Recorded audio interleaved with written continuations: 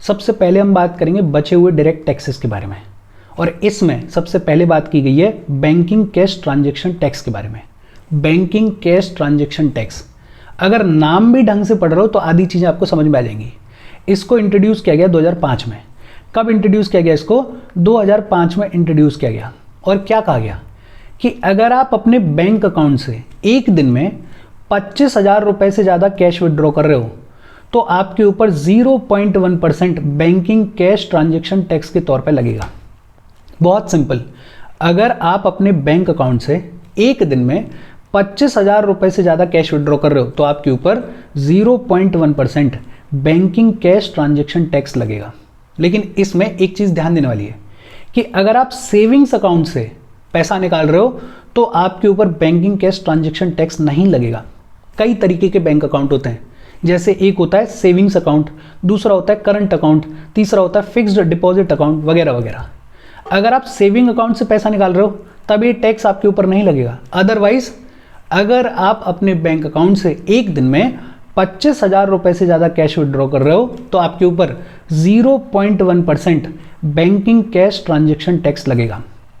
किस किस के ऊपर लगाया जाता था? इंडिविजुअल्स के ऊपर लगाया जाता था, हिंदू अनडिवाइडेड फैमिलीज के ऊपर लगाया जाता था। अच्छा, अगर कोई सेंट्रल गवर्नमेंट या स्टेट गवर्नमेंट का ऑफिस या डिपार्टमेंट कैश विड्रॉ करता है तो उसके ऊपर भी बैंकिंग कैश ट्रांजैक्शन टैक्स लगता था, लेकिन जो कैश की लिमिट थी वो थी 1 लाख रुपए। कितनी थी? 1 लाख रुपए। मतलब अगर कोई गवर्नमेंट का ऑफिस या डिपार्टमेंट 1 लाख रुपए से ज़्यादा विड्रॉ करता था तो उसके ऊपर भी बैंकिंग कैश ट्रांजैक्शन टैक्स लगता था। इस बैंकिंग कैश ट्रांजैक्शन टैक्स को विड्रॉ कर लिया गया 2009 में। कब विड्रॉ कर लिया गया? 2009 में विड्रॉ कर लिया गया। ये एक बार फिर से न्यूज़ में आया 2017 में, जब एक कमेटी बनाई गई चीफ मिनिस्टर्स की ऑन डिजिटल पेमेंट। और ये वो दौर था जब हमारी सरकार डिजिटल पेमेंट को प्रमोट करने के लिए बहुत सारे स्टेप्स ले रही थी। तो ये जो कमेटी ऑन चीफ मिनिस्टर्स बनाई गई थी, ऑफ चीफ मिनिस्टर्स बनाई गई थी, इसने रिकमेंड किया और बोला कि हमें बैंकिंग कैश ट्रांजैक्शन टैक्स को वापस लाना चाहिए ताकि लोग डिजिटल पेमेंट्स की तरफ स्विच करें। हालांकि इसको इंप्लीमेंट नहीं किया गया है, लेकिन इसको ध्यान में रखना। बैंकिंग कैश ट्रांजैक्शन टैक्स, आपको ये 25,000 ये सारा डिटेल्स याद नहीं रखनी है, सिर्फ इतना याद रखो कि 2005 में इंट्रोड्यूस किया गया था, 2009 में विड्रॉ कर लिया गया। और आइडिया क्या था कि अगर आप एक स्पेसिफाइड लिमिट से ज़्यादा कैश विड्रॉ करते थे in a day from your bank account तो आपके ऊपर 0.1% बैंकिंग कैश ट्रांजैक्शन टैक्स के तौर पे लगता था। फिर दूसरा है फ्रिंज बेनिफिट टैक्स। ये जो फ्रिंज बेनिफिट टैक्स है इसको इंट्रोड्यूस किया गया 2005 में। कब इंट्रोड्यूस किया गया? 2005 में। होता क्या था कि जो एम्प्लॉयर होता था वो अपने एम्प्लॉयज़ को सैलरी के अलावा, सैलरी तो सब देते ही हैं, सैलरी के अलावा बहुत सारे एम्प्लॉयर्स अपने एम्प्लॉयज़ को अदर बेनिफिट्स भी देते थे उनको मोटिवेटेड रखने के लिए, जैसे फ़ोन का रीइंबर्समेंट, जैसे फ्री टिकट्स वगैरह, जैसे कार वगैरह दे दी। तो ये जितने भी अदर बेनिफिट्स प्रोवाइड किए जाते थे to the employees by the employer, उनके ऊपर टैक्स लगता था जिसे बुलाया गया fringe benefit tax. 30% of the benefit cost, ये जितने भी अदर बेनिफिट्स की कॉस्ट है उसका 30% एज फ्रिंज बेनिफिट टैक्स जाया करता था। लेकिन इसको भी विड्रॉ कर लिया गया 2009 में। कब विड्रॉ कर लिया गया? 2009 में विड्रॉ कर लिया गया। फिर एक और डायरेक्ट टैक्स है, कौन सा? Wealth tax. और ये जो वेल्थ टैक्स है ये लगता है under wealth tax act of 1957। किसके अंडर लगता है? Wealth tax act of 1957। और वेल्थ टैक्स का आइडिया क्या था कि आपकी जो भी नेट वेल्थ है, इंडिविजुअल्स या फिर हिंदू अनडिवाइडेड फैमिली या फिर कोई कंपनी, उनकी जितनी भी नेट वेल्थ है, अगर वो नेट वेल्थ 30 लाख रुपए से ज़्यादा है तो उस पर 1% लगेगा एज वेल्थ टैक्स। अगर किसी इंडिविजुअल या हिंदू अनडिवाइडेड फैमिली या कंपनी के पास में 30 लाख रुपए से ज़्यादा की नेट वेल्थ है तो 1% लगेगा एज वेल्थ टैक्स। और वेल्थ में क्या आता है? सारी चीज़ें। आपके पास में कोई लैंड है, आपके पास में कोई बिल्डिंग है, आपके पास में कोई मोटर कार है, आपके पास में कोई गोल्ड है, ज्वेलरी है, आपके पास में अगर in hand more than 50,000 cash है वगैरह वगैरह, ये सब आता था वेल्थ में। ये जो वेल्थ टैक्स है ये किस पे एप्लीकेबल नहीं होता था? ट्रस्ट पे नहीं होता था, पार्टनरशिप फर्म्स पे नहीं होता था, कोऑपरेटिव सोसाइटीज़ पे नहीं होता था, पॉलिटिकल पार्टीज़ वगैरह पे नहीं होता था। लेकिन इसको भी अबॉलिश कर दिया गया 1 अप्रैल 2016 को। कब अबॉलिश कर दिया गया? 1 अप्रैल 2016 को अबॉलिश कर दिया गया। फिर एक है प्रोफेशनल टैक्स। देखो जितने भी डायरेक्ट टैक्सेस हैं उनको लगाने का काम है सेंट्रल गवर्नमेंट का, लेकिन ये जो प्रोफेशनल टैक्स है ये ऐसा डायरेक्ट टैक्स है जिसको लगाने का और कलेक्ट करने का काम किसका है? स्टेट गवर्नमेंट का है। तो ये एक इंपॉर्टेंट चीज़ है, प्रोफेशनल टैक्स को लगाने का और कलेक्ट करने का काम किसका है? स्टेट गवर्नमेंट का है। और स्टेट गवर्नमेंट का काम है तो ज़रूरी नहीं है कि सारे स्टेट गवर्नमेंट्स लगाएं, ज़रूरी नहीं है कि जो रेट्स हैं वो यूनिफॉर्म रहें।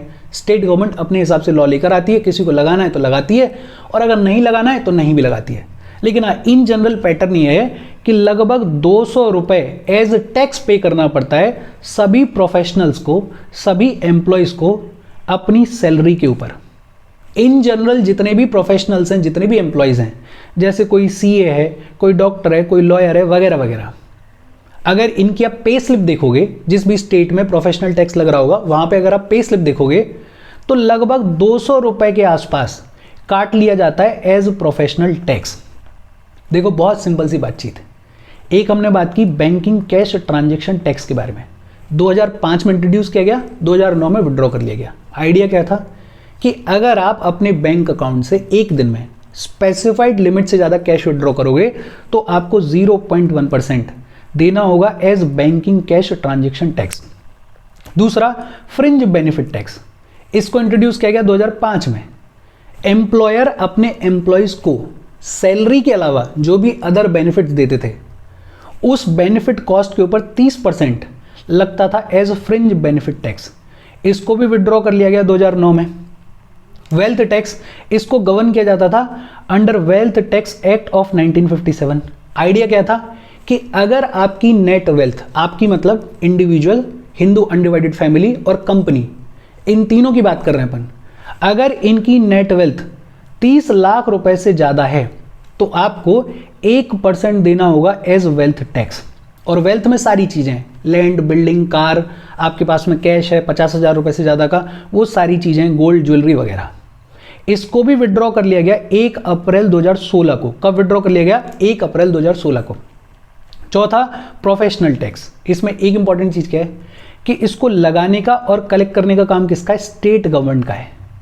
और ये सभी प्रोफेशनल्स पे, सभी एम्प्लॉयज़ पे इम्पोज किया जाता है। जो भी सैलरी अर्न करते हैं उनके ऊपर इम्पोज किया जाता है। लेकिन ध्यान क्या देना है कि स्टेट गवर्नमेंट के जुरिस्डिक्शन में तो कुछ स्टेट गवर्नमेंट्स लगाती हैं, कुछ नहीं भी लगाती हैं, और जो रेट है वो भी यूनिफॉर्म नहीं है, वो भी थोड़ा बहुत वेरी करती रहती है। फिर इसके बाद बात आती है गूगल टैक्स या फिर इक्वलाइजेशन लेवाई। ये खूब न्यूज़ में रहा था जब इसको लाया गया था। देखो इसके पीछे बेसिक आइडिया क्या है। ये जितने भी बड़े बड़े मल्टीनेशनल जाइंट्स हैं, जैसे गूगल है, जैसे फेसबुक है, जैसे ट्विटर है, ये क्या करते हैं? ये क्या करेंगे कि इनका जो सब्सटेंशियल रेवेन्यू है वो तो आएगा इंडिया से, पैसा खूब सारा जनरेट करेंगे इंडिया में। लेकिन जब इंडिया की गवर्नमेंट बोलेगी कि भाई टैक्स दो, आपने हमारे यहाँ पे इनकम को अर्न किया है, तो ये क्या आर्ग्यूमेंट देंगे कि हम आपको टैक्स क्यों दें? हमारा जो हेडक्वार्टर है, हमारा जो बेस है वो यूएस में है, तो इंडिया में टैक्स नहीं देंगे। इंडिया में क्या आर्ग्यूमेंट देंगे कि हम तो यहाँ के नॉन रेजिडेंट्स हैं, हमारा यहाँ पे कोई परमानेंट एस्टेब्लिशमेंट नहीं है, हमारा हेडक्वार्टर यूएस में है, तो हम आपको टैक्स क्यों दें? हम टैक्स देंगे यूएसए में जाकर। मतलब इनकम हमारे यहाँ से अर्न कर रहे हैं और टैक्स कहाँ पे दे रहे हैं? टैक्स दे रहे हैं यूएसए में। और यूजुअली जितने भी मल्टीनेशनल जाइंट्स होते हैं वो ऐसा ही करते हैं। वो क्या करेंगे कि इंडिया में खूब सारा पैसा कमाएंगे और हेडक्वार्टर बना देंगे किसी ऐसी कंट्री में जाके जहां पर टैक्स एकदम ना के बराबर है। अब इसमें कुछ गलत नहीं है, लीगली कुछ गलत नहीं है, लेकिन खेल रहे हैं। मान लेते हैं इंडिया में टैक्स का रेट है 10%, और मान लेते हैं नॉर्वे नाम की कोई कंट्री है ही, उसमें मान लेते हैं टैक्स है सिर्फ 1%। तो ये लोग क्या करेंगे? हेडक्वार्टर कहाँ पे बना देंगे? हेडक्वार्टर बना देंगे नॉर्वे में। और जब इंडिया में बोला जाएगा कि टैक्स पे करो तो क्या बोलेंगे कि हमारा आपकी कंट्री में कोई परमानेंट एस्टेब्लिशमेंट ही नहीं है, हम तो नॉन रेजिडेंट हैं, हमारे ऊपर आप टैक्स कैसे लगा सकते हो? हमारा हेडक्वार्टर है नॉर्वे में, हम नॉर्वे में टैक्स देंगे और वहाँ पे टैक्स का रेट कितना है? सिर्फ 1%। तो एक तरीके से ये जो लूप होल है इसको बहुत अच्छे से यूज़ करती थी मल्टीनेशनल कंपनीज। ये जो कंपनीज कर रही हैं कि अपना हेडक्वार्टर दिखा दिया नॉर्वे में, लेकिन रेवेन्यू कहाँ से जनरेट कर रहे हैं? इंडिया से। इसको बुलाया जाता है base erosion and profit shifting. अच्छा, अब अगर इनके ऊपर एक कंट्री में टैक्स लग रहा है, जैसे नॉर्वे में लग रहा है या गूगल के केस में यूएसए में लग रहा है, तो इंडिया इनके ऊपर टैक्स नहीं लगा सकता है, बिकॉज एक डबल टैक्सेशन अवॉइडेंस एग्रीमेंट नाम की चीज़ है। लगभग 90 कंट्रीज के साथ में हमने double taxation avoidance agreement sign किया हुआ है। जैसे हमारे एनआरआईज हैं, अब वो यूएसए में काम कर रहे हैं, अब उनके ऊपर यूएसए में भी टैक्स लगे और इंडिया में भी टैक्स लगाया जाए तो उनके लिए तो गलत हो जाएगा ना। तो इसको अवॉइड करने के लिए वेरियस कंट्रीज के साथ में हमने double taxation avoidance agreement sign किया हुआ है। लेकिन इसका फ़ायदा ये बड़े बड़े मल्टी जाइंट्स को भी हो जाता है। इनके पास भी बहाना हो जाता है कि देखो हम एक ही जगह पे टैक्स देंगे, because double taxation avoidance agreement है, और एक ही जगह पे देंगे, आपके यहाँ नहीं देंगे। रेवेन्यू आपके यहाँ से जनरेट करेंगे, लेकिन हेडक्वार्टर दिखा देंगे नॉर्वे में, यूएसए में, जहाँ पे टैक्स की रेट्स कम है यूजुअली, वहाँ पे हेडक्वार्टर दिखा देंगे, टैक्स वहाँ पे पे करेंगे। तो इससे डील करने के लिए, इस प्रॉब्लम से डील करने के लिए हमारी सरकार लेकर आई गूगल टैक्स, या फिर जिसको इक्वलाइजेशन लेवाई भी बोलते हैं। इसको इंट्रोड्यूस किया गया 2016 में। एक कमेटी बनाई गई थी, अखिल रंजन कमेटी। इस अखिल रंजन कमेटी ने रिकमेंड किया था गूगल टैक्स को, और इसकी रिकमेंडेशंस के बेसिस पे 2016 के फाइनेंस एक्ट में लाया गया गूगल टैक्स को या फिर इक्वलाइजेशन लेवाई को। अब क्या होता है, ये जितनी भी नॉन रेजिडेंट कंपनीज हैं without a permanent establishment in India, in companies से अगर कोई इंडियन कंपनी या कोई इंडियन इंसान 12 डिजिटल सर्विसेज को लेता है, स्पेसिफाई कर दिया गया है कौन कौन से डिजिटल सर्विसेज हैं, उनके नाम बता दिए गए, जैसे फेसबुक है, जैसे ट्विटर है, जैसे गूगल है। इनसे अगर हमारी कंपनीज डिजिटल सर्विसेज को लेती हैं, खासकर ऑनलाइन एडवर्टीजमेंट वगैरह, तो हमारी इंडियन कंपनीज या हमारे इंडियन लोग जो भी पेमेंट करेंगे, उस पेमेंट पे 6% का गूगल टैक्स लगेगा। लेकिन ध्यान देने वाली बात क्या है कि अगर एक फाइनेंशियल ईयर में आप 1 लाख रुपए से ज़्यादा का पेमेंट कर रहे हो इन नॉन रेजिडेंट कंपनीज के लिए फॉर दीज 12 डिजिटल सर्विसेज, तो ही आपको 6% का गूगल टैक्स देना होगा, तो ही आपको 6% का इक्वलाइजेशन लेवाई देना होगा। अच्छा, होता क्या है, जैसे मैं हूं और मेरे को अपनी कंपनी को प्रमोट करना है, मेरे को मान लेते हैं ऑनलाइन एडवर्टीजमेंट्स रन करने हैं, और मैं गूगल पे अपने ऑनलाइन एडवर्टीजमेंट्स को रन करना चाहता हूं। मैंने इन्वेस्ट किए कितने? 10 लाख रुपए मैंने इन्वेस्ट किए। ये जो 10 लाख रुपए मैं इन्वेस्ट करने वाला हूं, इस पे 6% का गूगल टैक्स लग जाएगा, और मेरे से ही उस 6% के गूगल टैक्स को कलेक्ट कर लिया जाएगा। अब बहुत सारे बच्चों का आर्ग्यूमेंट ही होता है कि फिर इसमें गूगल को क्या घाटा हुआ, ये तो आप उस आदमी से ही कलेक्ट कर रहे हो जो इंडिया में बैठा हुआ है, इंडियन सिटीजन से ही कलेक्ट कर रहे हो। लेकिन समझो, टैक्स लगने की वजह से ये जो गूगल की सर्विसेज हैं वो महंगी हो गई, तो एक तो जो कस्टमर है वो भी सोचेगा कि इतना महंगा खरीदना है या नहीं खरीदना है। और जब हम बात करते हैं 100 रुपये, 1000 रुपये, तो ये 6 रुपये, 6% बड़ा नहीं लगता है, लेकिन जब लाखों करोड़ों की बात हो रही हो तो 6% बहुत बड़ी चीज़ हो जाती है। दूसरा, कोई इंडिया में भी बैठी होगी ना ऑनलाइन एडवर्टीजमेंट कंपनी। अब अगर गूगल पे एक चीज़ आपको महंगी पड़ रही है और इंडिया में जो कंपनी बैठी है वो सस्ते दरों पे दे रही है, तो बहुत सारे लोग ये भी तो करेंगे कि भाड़ में जाए गूगल, इंडिया में बैठा हुआ है एक कंपनी लेके आदमी, उस कंपनी से प्रमोशन करवाते ना, उस कंपनी के थ्रू ऑनलाइन एडवर्टीजमेंट्स को रन करवाते ना, तो गूगल की जो कॉम्पिटिटिवनेस है उस पर थोड़ा सा चोट होगी, और हमारी जो इंडियन कंपनी है उसको थोड़ा सा फायदा होगा। बेसिक आइडिया यही होता है टैक्स का, कि मान लो 5 रुपए की चीज़ है और 5 रुपए उस पर टैक्स के तौर पे लगा दिए, तो उसकी जो प्राइस है वो बढ़ गई है। अब जो कस्टमर है वो सोचेगा कि यार 10 रुपए में खरीदनी चाहिए, नहीं खरीदनी चाहिए। वही बेसिक आइडिया है यहाँ पे। इसमें आपको 2-3 चीज़ें याद रखनी है।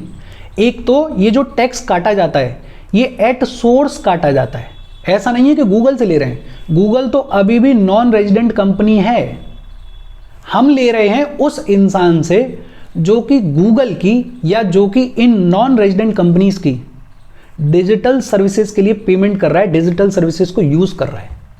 और कितना लेते हैं? 6% का गूगल टैक्स लेते हैं, जिसको इक्वलाइजेशन लेवाई भी बुलाया जाता है। 2020 में जितनी भी foreign based e commerce companies होती हैं, जैसे अमेजोन है, तो ये foreign based e commerce companies, इनके ऊपर भी अब 2% का गूगल टैक्स या इक्वलाइजेशन लिबाय लगाया जाता है। बेसिक चीज है, आपको समझ में आनी चाहिए। और इसके साथ different types of direct taxes की बातचीत खत्म हो गई। एक पेज लेना, उस पेज में पिछले सेशन में अपन ने 3-4 पढ़े थे और आज 3-4 पढ़े हैं, इनको शॉर्ट में लिखना। बहुत ज़्यादा डिटेल में घुसने की ज़रूरत नहीं है। जिनमें लेटेस्ट डेवलपमेंट्स हो रहे हैं उनको थोड़ा ढंग से पढ़ना, बाकी सबको मोटा मोटा याद रखो। फिर इसके बाद बात आती है डायरेक्ट टैक्स कोड बिल 2010 के बारे में। डायरेक्ट टैक्स कोड बिल 2010 के बारे में अपन पढ़ें, उससे पहले वीडियो पे लाइक के बटन को दबा दो। लाइक दबाना ज़रूरी है, बिकॉज यूट्यूब ऐसे ही फंक्शन करता है। जब आप वीडियो पे लाइक का बटन दबाते हो तो यूट्यूब वीडियो को कंसिडर करता है और थोड़ा सा पुश कर देता है। तो लाइक का बटन दबा दो, शेयर कर दो अपने सोशल मीडिया हैंडल्स पे, व्हाट्सएप वगैरह पे अपने फ्रेंड्स को, या जो भी लोग इसमें इंटरेस्टेड है उनको शेयर कर दो, जो भी लोग इससे रिलेटेड पढ़ाई कर रहे हैं उनको शेयर कर दो, और चैनल को सब्सक्राइब कर लो। अच्छा, फिर बात आती है डायरेक्ट टैक्स कोड बिल 2010। अब ये बिल है तो बहुत ज़्यादा इंपॉर्टेंट नहीं है, लेकिन हाँ फिर भी देख लेते हैं। इसको लाया जा रहा था डायरेक्ट टैक्सेस के जो भी लॉज हैं उनको सिंप्लीफाई करने के लिए। बेसिकली ये जो डायरेक्ट टैक्स कोड बिल है ये रिप्लेस करने वाला था आईटी एक्ट 1961 को, इनकम टैक्स एक्ट 1961 को, और वेल्थ टैक्स 1957 को, वेल्थ टैक्स एक्ट 1957 को। लेकिन ये अभी तक इंप्लीमेंट नहीं हुआ है। इसके प्रोविजंस क्या थे? एक तो इसने सीधे सीधे बोला कि कंपनीज की जो भी बिजनेस इनकम है उसके ऊपर फ्लैट 30% का टैक्स लगना ही लगना चाहिए। डायरेक्ट टैक्स कोड बिल 2010 का एक प्रोविजन क्या था कि कंपनीज की जो भी बिजनेस इनकम है उसके ऊपर फ्लैट 30% का टैक्स लगा दो। दूसरा बोला गया कि जो इंडिविजुअल्स के ऊपर हम टैक्स लगाते हैं इसकी अलग से टैक्स स्लैब्स बनाओ, और जो मिनिमम एग्जेम्पशन लिमिट होनी चाहिए वो होनी चाहिए सिर्फ 2 लाख रुपए। और तीसरा बोला गया कि कंपनीज को बहुत सारे टैक्स डिडक्शंस आपने दिए हुए हैं, इन सब को रिमूव करो, इन सब को खत्म करो। बेसिकली ये करने की कोशिश की गई बट ये इंप्लीमेंट नहीं हुआ, तो बहुत ज़्यादा इंपॉर्टेंट नहीं है। बस इतना इंपॉर्टेंट है कि अगर कभी मेंस में आ जाए तो आपको ये पता होना चाहिए कि एक डायरेक्ट टैक्स कोड बिल नाम की चीज़ लाई गई थी 2010 में, जिसने कोशिश की थी इनकम टैक्स एक्ट 1961 और वेल्थ टैक्स एक्ट 1957 को रिप्लेस करने की। 2014 में ही एक जनरल एंटी अवॉइडेंस रूल नाम की चीज़ लेकर आए। ये जनरल एंटी अवॉइडेंस रूल नाम की चीज़ क्या है? बेसिकली टैक्स को इवेड करने के, या ये कहें कि टैक्स से बचने के 2-3 तरीके हैं। एक तरीका तो हो सकता है कि सरकार ने जो लीगल तौर पे आपको एग्जेम्पशंस दिए हुए हैं, आपको मिटिगेशन के मेजर्स दिए हुए हैं, आप उनको यूज़ करो और अपना टैक्स कम करवाओ, वो लीगल तरीका है। एक दूसरा तरीका भी है लीगल बट अनएथिकल, जैसे ये जो गूगल, फेसबुक, ट्विटर कर रहा है, ये क्या कर रहा है कि टैक्स तो बचा रहा है लीगली, अपना बेस शिफ्ट कर दिया नॉर्वे में, लेकिन ये अनएथिकल तरीका है। और एक तो सिंपल है ही कि आप पूरी तरीके से चोरी कर रहे हो। तो टैक्स को बचाने के 3 तरीके हो सकते हैं। एक तो कानूनी तौर पे आपको जो भी मिटिगेशन के मेजर्स दिए हुए हैं जो कि एथिकल हैं, आप उनको यूज़ कर रहे हो और टैक्स बचा रहे हो। दूसरा तरीका क्या हो सकता है कि लीगल तो है लेकिन अनएथिकल है। बेसिकली कानून में जो लूप होल्स हैं आप उन लूप होल्स को यूज़ कर रहे हो और टैक्स को बचा रहे हो। और तीसरा तो आप सीधे सीधे चोरी कर रहे हो। अब यूजुअली कुछ लोग या कुछ कंपनीज क्या करते थे कि हमारे लॉज में जो भी लूप होल्स थे उन लूप होल्स को यूज़ करते थे और उन लूप होल्स को यूज़ करके टैक्सेस को बचाते थे। सरकार घाटे में रहती थी। आपने जो भी लीगली टैक्स पे करना था आपने कानून में लूप होल ढूंढा और अनएथिकली अपना टैक्स बचाया। जैसे दिखा देंगे जीरो प्रॉफिट है, जैसे बहुत सारे अकाउंटिंग ट्रिक्स को यूज़ करेंगे। तो ऐसे बहुत सारे तरीकों के थ्रू कंपनीज और कुछ लोग भी अपने टैक्स को किसी भी तरीके से बचाते थे। तो सरकार ऐसे लोगों से डील करने के लिए 2014 में लेकर I general anti avoidance rule. और ये जो जनरल एंटी अवॉइडेंस रूल्स हैं इनके थ्रू अथॉरिटीज़ को अलाउ कर दिया गया कि जो भी लोग अनएथिकली टैक्स को इवेड करने के मेथड्स को यूज़ कर रहे हैं उनको आप ढूंढो, उनको आप क्लासिफाई करो और उनके साथ में अरेंजमेंट्स करो। कोई दिक्कत नहीं है, उनको पनिश करना है पनिश करो, उनसे जैसे भी आप टैक्स निकलवा सकते हो उस टैक्स को निकालो। बेसिकली अथॉरिटीज़ को पावर दी गई। बहुत सिंपल सी चीज़ है। फिर इसके बाद बात आती है प्रोहिबिशन ऑफ बेनामी ट्रांजेक्शन्स, अमेंडमेंट एक्ट ऑफ 2016 के बारे में। एक तो बेनामी ट्रांजैक्शन क्या होता है, बेनामी प्रॉपर्टी क्या होती है, इसमें यूजुअली लोगों को बड़ा ही कंफ्यूजन होता है। फॉर एग्जाम्पल, मेरे फादर ने मेरी मदर के नाम पे कोई प्रॉपर्टी खरीदी, क्या वो बेनामी प्रॉपर्टी है? वो बेनामी प्रॉपर्टी नहीं है, बिकॉज मेरे फादर से अगर पूछा जाएगा तो वो सोर्स ऑफ इनकम बता देंगे कि भाई सोर्स ऑफ इनकम ये है और मैंने इस पैसे को यूज़ करके ये प्रॉपर्टी अपनी वाइफ के नाम पे खरीदी है। या मैं अपने भाई या बहन के नाम पे जॉइंट प्रॉपर्टी खरीदूं और अगर मैं अपना सोर्स ऑफ इनकम बता पा रहा हूं तो वो बेनामी प्रॉपर्टी नहीं है। बेनामी प्रॉपर्टी एक तरीके से वो प्रॉपर्टी होती है जहां पे आप सोर्स ऑफ इनकम को डिफाइन नहीं कर पा रहे हो। एक तरीके से आप ब्लैक मनी को, आप मनी को लॉन्डर करके प्रॉपर्टी को खरीद रहे हो और किसी भी तरीके से आपकी ब्लैक मनी को वाइट करने की कोशिश कर रहे हो, उसको बोलते हैं बेनामी प्रॉपर्टी। पहले एक्ट चलता था प्रोहिबिशन ऑफ बेनामी प्रॉपर्टी ट्रांजैक्शंस एक्ट 1988। इसमें कुछ अमेंडमेंट्स किए गए इस प्रोहिबिशन ऑफ बेनामी ट्रांजैक्शंस अमेंडमेंट एक्ट ऑफ 2016 के थ्रू। बेनामी ट्रांजैक्शन क्या होता है? कोई भी ऐसी प्रॉपर्टी जिसको किसी एक इंसान के नाम पे किया गया, जैसे मेरे नाम पे कर दिया गया किसी प्रॉपर्टी को, लेकिन उसका जो कंसिडरेशन है, उसका जो पेमेंट है, वो किसी दूसरे इंसान ने किया है और ये जो दूसरा इंसान है ये सोर्स ऑफ इनकम को डिफाइन नहीं कर पा रहा है और अल्टीमेटली ये जो प्रॉपर्टी मेरे नाम पे की गई है इसका डायरेक्टली इनडायरेक्टली आज या कल फायदा अल्टीमेटली जिसने पैसा पे किया है उसको होने वाला है। तो इसको अपन क्या बोलेंगे? बेनामी प्रॉपर्टी बोलेंगे। कोई भी ऐसा ट्रांजैक्शन, कोई भी ऐसा अरेंजमेंट जो कि फिक्टियस नेम पे किया गया है कि कोई आदमी एग्जिस्ट करता ही नहीं है, ऐसे आदमी के नाम पे आपने प्रॉपर्टी की रजिस्ट्री करा दी, तो उसको भी अपन क्या बोलेंगे? बेनामी प्रॉपर्टी बोलेंगे। या फिर ओनर जिसके नाम पे प्रॉपर्टी कराई गई है वो बोले कि मुझे तो पता ही नहीं है, वो बोले कि ये तो प्रॉपर्टी मेरी है ही नहीं, तो भी उसको क्या बोला जाएगा? बेनामी प्रॉपर्टी बोला जाएगा।